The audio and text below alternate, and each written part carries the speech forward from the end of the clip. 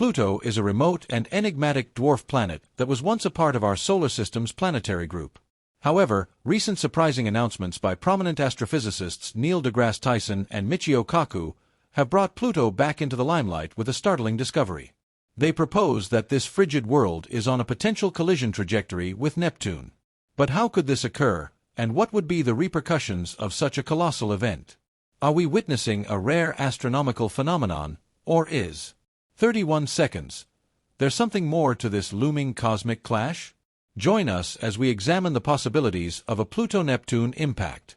Pluto, a former planet that was reclassified as a dwarf planet partly due to its unusual orbit, remains a subject of intrigue and research in the astronomical community. According to recent forecasts by leading scientists, Pluto's trajectory is dangerously close to Neptune's, with both Neil deGrasse Tyson and Michio Kaku sounding the alarm about a possible perilous collision between these two planets, an event that could present a significant threat to Earth. How is such an event even plausible? Pluto's orbit around the Sun is unlike any other planet in our solar system. It takes an astonishing 248 years to complete a single orbit, meaning that since its discovery in 1930, it hasn't even finished one complete revolution. But the fascination doesn't stop there. 1 minute and 2 seconds Pluto's path is marked by its highly elliptical shape, deviating notably from the nearly circular orbits of the major planets. What makes Pluto's orbit even more unusual is its inclination, angled at 17 degrees to the ecliptic plane. The path Pluto traces is much steeper compared to the other planets. This inclination and elliptical nature add layers of complexity to its orbital pattern. One of the most intriguing aspects of Pluto's orbit is its intersection with Neptune's path. For about 20 years in each orbit, Pluto actually comes closer to the Sun than Neptune, defying what we might expect from their positions in the solar system. This leads to the natural question: why hasn't Pluto collided with Neptune? The answer lies in the gravitational effects of other planets. 2 minutes and 10 seconds The study of Pluto's orbit began soon after its discovery. Initially, astronomers struggled to understand its unique trajectory. Unlike the other planets, whose orbits lie relatively close to the ecliptic plane, Pluto's path stood out with its steep inclination and elliptical shape. The mystery deepened with the realization that Pluto's orbit actually intersects Neptune's. The stability of Pluto's orbit amidst these complexities is proof of the intricacy of space mechanics. The three-body problem in space involves figuring out how three objects, like Pluto, Neptune, and the Sun, move and influence each other with their gravity. It's like trying to predict where they will go based on where they start and how they pull on each other. 2 minutes and 41 seconds in Pluto's case. This problem shows how the paths of Neptune and the Sun's gravity interact in a complex way. The terms libration and latitude libration, along with the VZK oscillation, are part of this puzzle. According to astrophysicists, what's keeping all planets in their orbits is a libration. In the context of Pluto and Neptune, this term means that whenever Pluto crosses Neptune's orbit, it is positioned at least 90 degrees away from Neptune. This spatial separation is crucial in preventing their paths from aligning. Latitude libration, on the other hand, refers to the vertical movement of a celestial body in its orbit. For Pluto, this means that when it comes closest to Neptune, or any other giant planet, it is situated significantly above their orbital plane, providing an additional layer of protection from potential collisions. 3 minutes and 44 seconds Another crucial component in this equation is the VZK oscillation, named after three scientists, von Zeipel, Kozai, and Lidov, who studied how celestial bodies move in space. This oscillation describes how Pluto, Neptune, and the Sun pull on each other with their gravity, affecting how they move. Even though Pluto's path seems erratic, this oscillation helps keep it moving smoothly for a long time. The VZK oscillation shows that even if things in space seem wild and random, some patterns and rules keep everything in order. These components help keep Pluto's orbit stable, ensuring it doesn't crash into Neptune or get thrown off course. 4 minutes and 49 seconds Numerical simulations in the late 1980s revealed that despite these stable properties, Pluto's orbit is technically chaotic, with minor deviations in initial conditions leading to significant differences over millions of years. However, these unique properties of Pluto's orbit have been found to maintain stability over incredibly long timescales, effectively keeping the chaos at bay.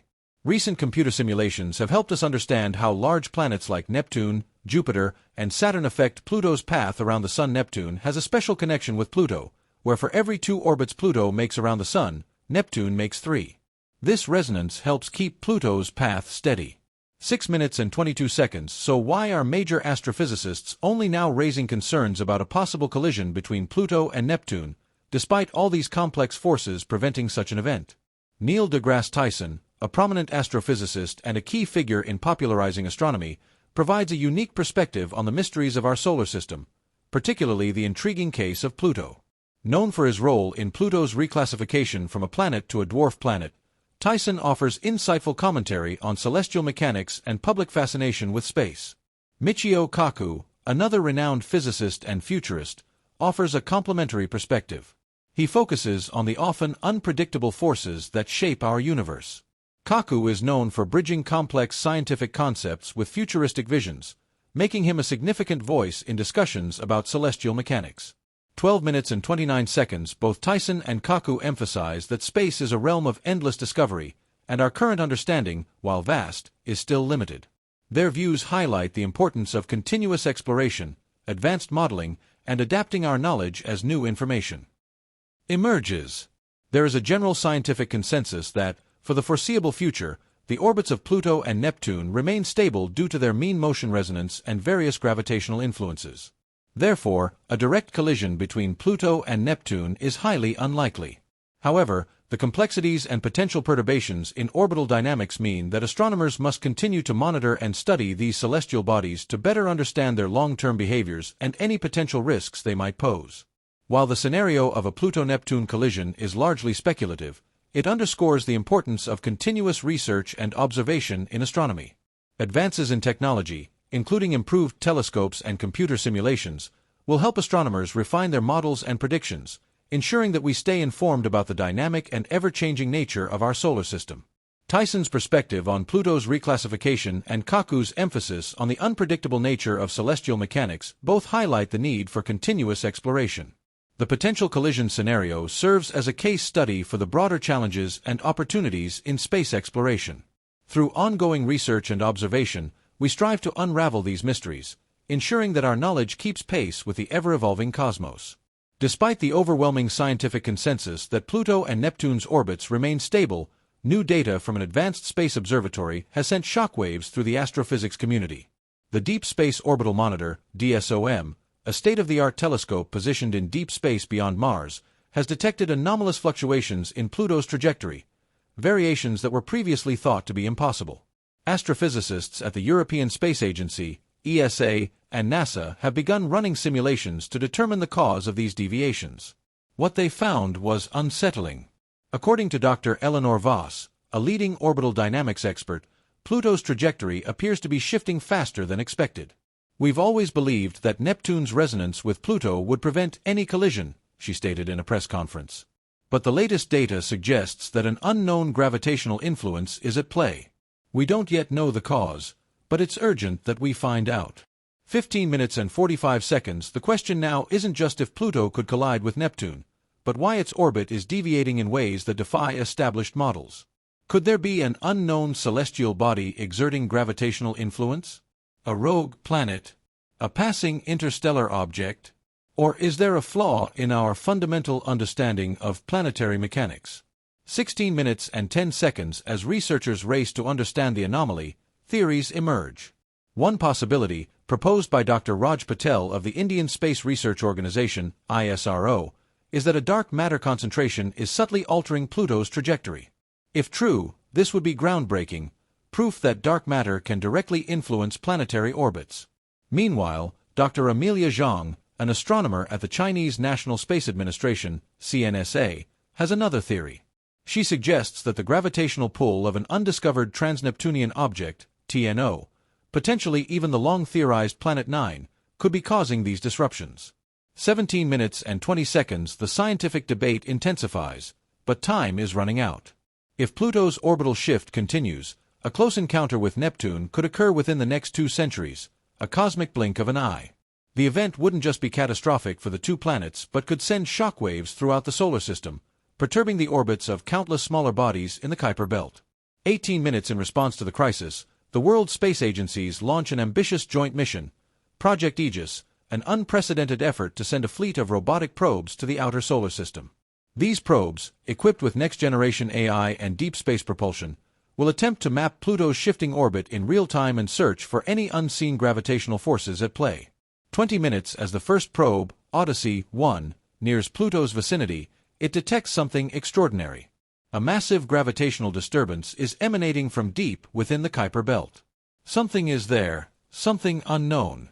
The world holds its breath as Odyssey 1 transmits its first high-resolution scans of the Kuiper belt's outermost region.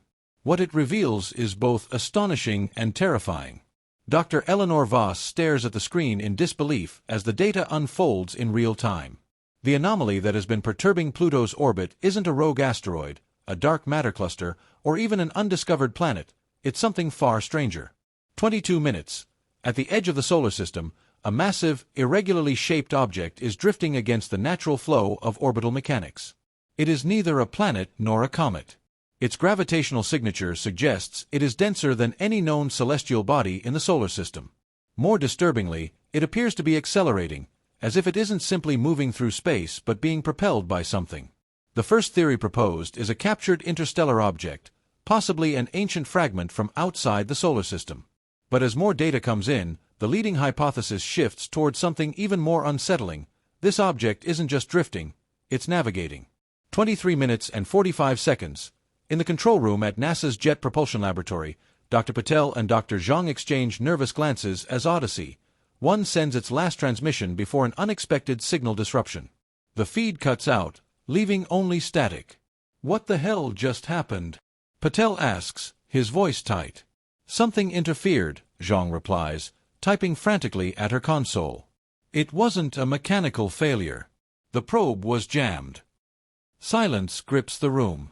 If something deliberately jammed the signal, that meant one thing: intelligence.